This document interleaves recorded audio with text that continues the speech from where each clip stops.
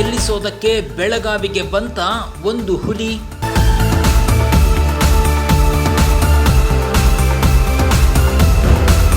ಮುಂಬೈನ ಬಿಜೆಪಿ ನಾಯಕರು ಸಿಎಂಗೆ ಕೊಟ್ಟ ಸುಳಿವೇನು?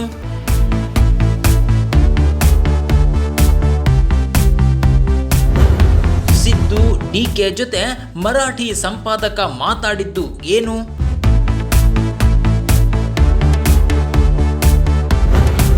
ಕಮಲಕ್ಕೆ ವಿಜಯಲಕ್ಷ್ಮಿ, ಕಾಂಗ್ರೆಸ್ಗೆ ಶಿವಬಲ ಬಂದಿದ್ಯಾ? ಬೆಳಗಾವಿ ಲೋಕಸಭಾ ಚುನಾವಣೆಯಲ್ಲಿ ಗೆಲ್ಲೋದ್ಯಾರು? ಸುರೇಶ್ ಅಂಗಡಿ ಪತ್ನಿ ಮಂಗಳಾ ಅವರೋ, ಕೆಪಿಸಿಸಿ ಕಾರ್ಯಾಧ್ಯಕ್ಷ ಸತೀಶ್ ಜಾರಕಿಹೊಳಿಯೋ? ಸತೀಶ್ರನ್ನ ಗೆಲ್ಲಿಸೋದಕ್ಕೆ ಬೆಳಗಾವಿಗೆ ಬಂದಿದೆಯೇ ಆ ಒಂದು ಹುಲಿ? ಮಹಾರಾಷ್ಟ್ರದ ಮಾಜಿ ಸಿಎಂ ಬಿಎಸ್ವೈಗೆ ಕೊಟ್ಟ ಸುಳಿವು ಎಂಥದ್ದು? ಸಿದ್ದರಾಮಯ್ಯ ಡಿಕೆ ಶಿವಕುಮಾರ್ ಜೊತೆ ಮರಾಠಿ ಸಂಪಾದಕ ಮಾತಾಡಿದ್ದೇನು? ಕಮಲ ಹಂಚುತ್ತಿರೋ ವಿಜಯ ನಾಣ್ಯ ಕೈ ಹಂಚುತ್ತಿರೋ ಶಿವನಾಣ್ಯದ ಅಸಲಿಯತ್ತೇನು? ಅಷ್ಟಕ್ಕೂ ಬೆಳಗಾವಿ ರಣಕಣದಲ್ಲಿ ನಡೀತಿರೋ ಸೀಕ್ರೆಟ್ ಗೇಮ್ ಎಂಥದ್ದು ಗೊತ್ತಾ? ಆ ರಣರೋಚಕ ಸತ್ಯವನ್ನೇ ತೋರಿಸ್ತೀವಿ. ಅದಕ್ಕೂ ಮುನ್ನ ಕರ್ನಾಟಕ ಸ್ಟುಡಿಯೋ ಸಬ್ಸ್ಕ್ರೈಬ್ ಮಾಡಿ, ಪಕ್ಕದಲ್ಲೇ ಇರೋ ಬೆಲ್ ಐಕಾನ್ ಒತ್ತಿ. ಸಿದ್ದರಾಮಯ್ಯರಿಗೆ ಋಣ ಸಂದಾಯ ಮಾಡೋಕೆ ಬಂತ ಹುಲಿ. ಹೌದು, ವಿಪಕ್ಷ ನಾಯಕ, ಭಾಗ್ಯಗಳ ಸರದಾರ, ಅಹಿಂದ ಸೂರ್ಯ ಸಿದ್ದರಾಮಯ್ಯ ಮಾಡಿದ್ದ ಉಪಕಾರಕ್ಕೆ ಪ್ರತಿ ಉಪಕಾರ ಮಾಡೋಕೆ ಹುಲಿಯೊಂದು ಬಂದಿದೆ. ಬೆಳಗಾವಿಯ ರಣಕಣಕ್ಕೆ ಬಂದು ಹೋದ ಚಾಣಾಕ್ಷ ಹುಲಿ ಕನ್ನಡಿಗರನ್ನ ಹಾಡಿ ಹೊಗಳಿದೆ. ಅಷ್ಟಕ್ಕೂ ಬಡವರಲ್ಲದೆ ಹುಲಿಗಳಿಗೂ ಸಿದ್ದರಾಮಯ್ಯ ಸಹಾಯ ಮಾಡ್ತಾರಾ ಅಂತ ನೀವು ಪ್ರಶ್ನಿಸಬಹುದು. ಆದರೆ ನಾವಿಲ್ಲಿ ಹೇಳ್ತಿರೋದು ವನರಾಜ ಹುಲಿಯಲ್ಲ, ಶಿವಸೇನೆಯ ವಕ್ತಾರ ಸಂಜಯ್ ರಾವತ್ ಬಗ್ಗೆ.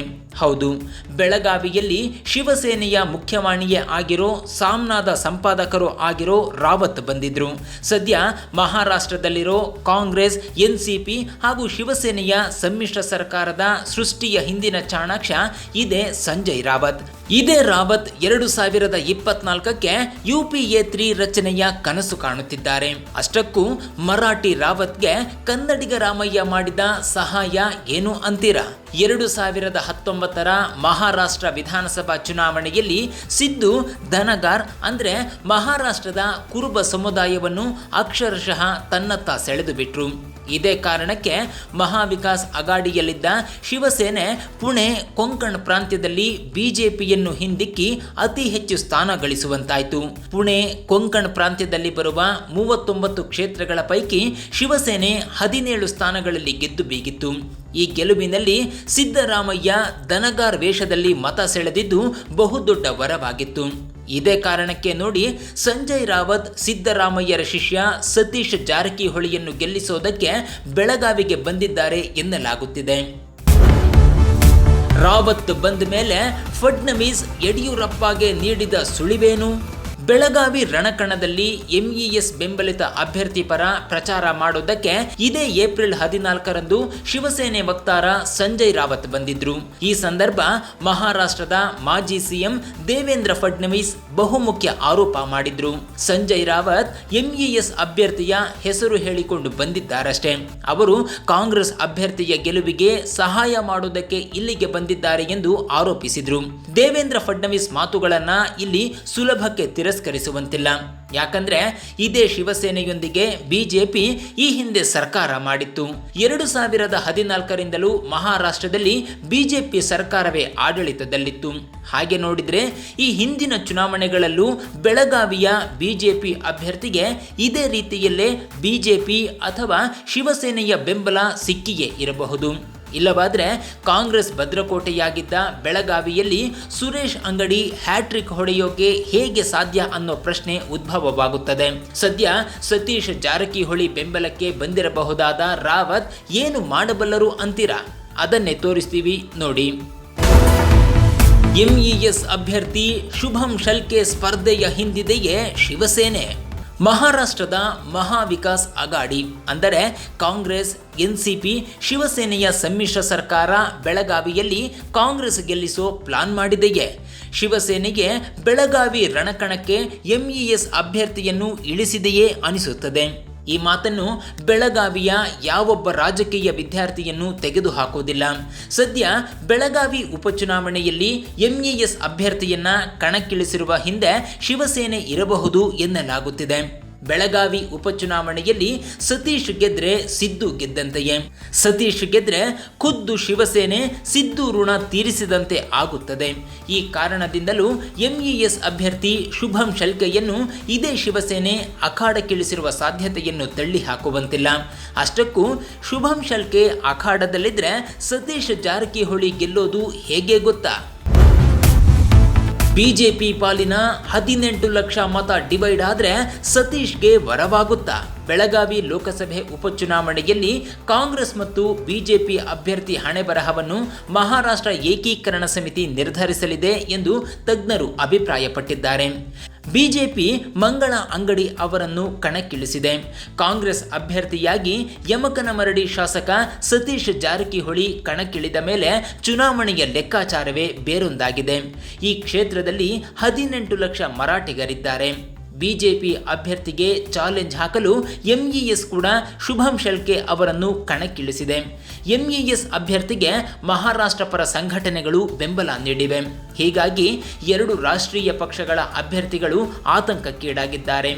ಕಳೆದ ಸಂಸತ್ತು ಚುನಾವಣೆಯ ಸಂದರ್ಭದಲ್ಲಿ ಅದೇ ವಿಭಾಗವು ಅದನ್ನು ಬೆಂಬಲಿಸಿದ್ದರಿಂದ ಇದು ಬಿಜೆಪಿಗೆ ದೊಡ್ಡ ತಲೆನೋವಾಗಿ ಪರಿಣಮಿಸಬಹುದು. ಮೋದಿ ಅಲೆಯೂ ಇಲ್ಲದ ಈ ಸಂದರ್ಭದಲ್ಲಿ ಎಂಇಎಸ್ ಬೆಂಬಲವನ್ನು ಕಳೆದುಕೊಂಡ ಬಿಜೆಪಿಗೆ ಬೆಳಗಾವಿ ಸುಲಭದ ತುತ್ತಾಗೋದಿಲ್ಲ. ಅದರಲ್ಲೂ ಬೆಳಗಾವಿಯನ್ನ ಗೆಲ್ಲಲೇಬೇಕು ಅಂತ ಪಣ ತೊಟ್ಟಿರೋ ಸಿದ್ದರಾಮಯ್ಯ ಸತೀಶ್ ಜಾರಕಿಹೊಳಿ ತಂತ್ರಗಳಿಗೆ ಸಾಹುಕಾರ್ ಸೋದರರ ಪರೋಕ್ಷ ಬೆಂಬಲವೂ ದೊರೆತಿದೆ. ಇದೆಲ್ಲಕ್ಕಿಂತಲೂ ಮಿಗಿಲಾಗಿ ಬೆಳಗಾವಿ ರಣಕಣದಲ್ಲಿ ಎರಡು ನಾಣ್ಯಗಳು ಸಾಕಷ್ಟು ಸದ್ದು ಮಾಡುತ್ತಿವೆಯಂತೆ. ಕಮಲ ಗೆಲ್ಲಿಸೋಕೆ ವಿಜಯ ನಾಣ್ಯ, ಕೈ ಗೆಲ್ಲಿಸೋಕೆ ಶಿವನಾಣ್ಯವೇ. ಹೌದು, ಬೆಳಗಾವಿ ರಣಕಣ ನಿಜಕ್ಕೂ ಮೋದಿ ಪಾಲಿಗೆ ನಿರ್ಣಾಯಕವಾಗಿದೆ. ದಕ್ಷಿಣ ಭಾರತದ ಹೆಬ್ಬಾಗಿಲು ಪ್ರವೇಶಿಸೋ ಬಿಜೆಪಿಗೆ ಬೆಳಗಾವಿ ಗೆಲ್ಲಲೇಬೇಕಾಗಿದೆ. ಇದೇ ಕಾರಣಕ್ಕೆ ಪಂಚರಾಜ್ಯ ಚುನಾವಣೆಯ ತಲೆಬಿಸಿಯ ಮಧ್ಯೆಯೂ ಮೋದಿಗೆ ಬೆಳಗಾವಿ ಗೆಲ್ಲುವ ಹೆಚ್ಚುವರಿ ತಲೆನೋವು ಜೋರಾಗಿದೆ. ಬೆಳಗಾವಿ ಲೋಕಸಭಾ ಚುನಾವಣೆಯಲ್ಲಿ ಬಿಜೆಪಿಯನ್ನು ಗೆಲ್ಲಿಸಲೇಬೇಕು ಅನ್ನೋ ಕಾರಣಕ್ಕೆ ಸಿಎಂ ಪುತ್ರ ವಿಜಯೇಂದ್ರ ಹಣ ಹಂಚುತ್ತಿದ್ದಾರೆ ಅಂತ ವಿಪಕ್ಷಗಳೇ ಆರೋಪಿಸುತ್ತಿವೆ. ಬಹುಮುಖ್ಯವಾಗಿ ಹಾಸನದ ಬಿಜೆಪಿ ಶಾಸಕರೊಬ್ಬರು ಹಾಸನ, ಶಿವಮೊಗ್ಗ ಹಾಗೂ ಬೆಂಗಳೂರಿನ ಹುಡುಗರನ್ನು ಕುಂದಾನಗರಿಯಲ್ಲಿ ಹಣ ಹಂಚೋಕೆ ಅಂತಲೇ ಕರೆಸಿಕೊಂಡಿದ್ದಾರೆ ಅಂತ ಪತ್ರಕರ್ತರೇ ಮಾತಾಡಿಕೊಳ್ಳುತ್ತಿದ್ದಾರೆ. ಇನ್ನು ಮಹಾರಾಷ್ಟ್ರ ಗಡಿಯಿಂದ ಬೆಳಗಾವಿಗೆ ಬಂದಿರೋ ಮಹಾರಾಷ್ಟ್ರ ಸರ್ಕಾರದ ಹಣವನ್ನು ಸತೀಶ್ ಗೆಲ್ಲಿಸೋಕೆ ಹಂಚಲಾಗುತ್ತಿದೆ ಅನ್ನೋ ಆರೋಪವೂ ಇದೆ. ಇದೇನೇ ಇರಲಿ, ಗಡಿ ವಿಚಾರದಲ್ಲಿ ಪದೇ ಪದೇ ನಾಲಿಗೆ ಚಾಚುತ್ತಿದ್ದ ಶಿವಸೇನೆಯನ್ನು ಸಹಾಯ ಹಾಗೂ ವಿಶ್ವಾಸದ ಮೂಲಕ ಕನ್ನಡಿಗ ರಾಮಯ್ಯ ಕಟ್ಟಿ ಹಾಕಿದ್ದಾರೆ. ನಿಜಕ್ಕೂ ಸಂಜಯ್ ರಾವತ್ ಬೆಂಬಲ ಸತೀಶ್ಗೆ ಸಿಕ್ಕಿಬಿಟ್ರೆ ಬೆಳಗಾವಿಯಲ್ಲಿ ಮೊಟ್ಟ ಮೊದಲ ಸಲ ವಾಲ್ಮೀಕಿ ನಾಯಕ ಸಮುದಾಯಕ್ಕೆ ಸಂಸದ ಪಟ್ಟ ದಕ್ಕಲಿದೆ. ಇದೆಲ್ಲಕ್ಕಿಂತಲೂ ಮುಖ್ಯವಾದ ಮತ್ತೊಂದು ಸಂಗತಿ ಏನು ಗೊತ್ತಾ? ಸಂಜಯ್ ರಾವತ್, ಸಿದ್ದರಾಮಯ್ಯ, ಡಿಕೆ ಶಿವಕುಮಾರ್ ಮಧ್ಯೆ ಸೀಕ್ರೆಟ್ ಸಭೆಯೂ ನಡೆದಿದೆ ಎನ್ನಲಾಗುತ್ತಿದೆ. ಇದೇ ಸಭೆಯಲ್ಲೇ ಸಂಜಯ್ ರಾವತ್ ಸಿದ್ದರಾಮಯ್ಯರಿಗೆ ಒಂದು ಸ್ಪಷ್ಟನೆಯನ್ನು ನೀಡಿದ್ದಾರಂತೆ. ಬೆಳಗಾವಿಯ ಮರಾಠರ ಮತಗಳೆಲ್ಲ ನಿಮ್ಮ ಶಿಷ್ಯ ಸತೀಶ್ ಜಾರಕಿಹೊಳಿಗೆ ಸಲ್ಲುತ್ತವೆ. ಅಪ್ಪಿತಪ್ಪಿ ಬಿಜೆಪಿ ಸೇರುವ ಮತಗಳ ಸಂಖ್ಯೆ ಲಕ್ಷಕ್ಕಿಂತ ಕಡಿಮೆ ಇರುತ್ತದೆ. 10 ಲಕ್ಷ ಮರಾಠ ಮತಗಳಂತೂ ಕಾಂಗ್ರೆಸ್ ಅಭ್ಯರ್ಥಿಗೆ ಬೀಳುವುದರಲ್ಲಿ ಅನುಮಾನ ಬೇಡ ಅನ್ನೋ ಸುಳಿವು ನೀಡಿದ್ದಾರಂತೆ.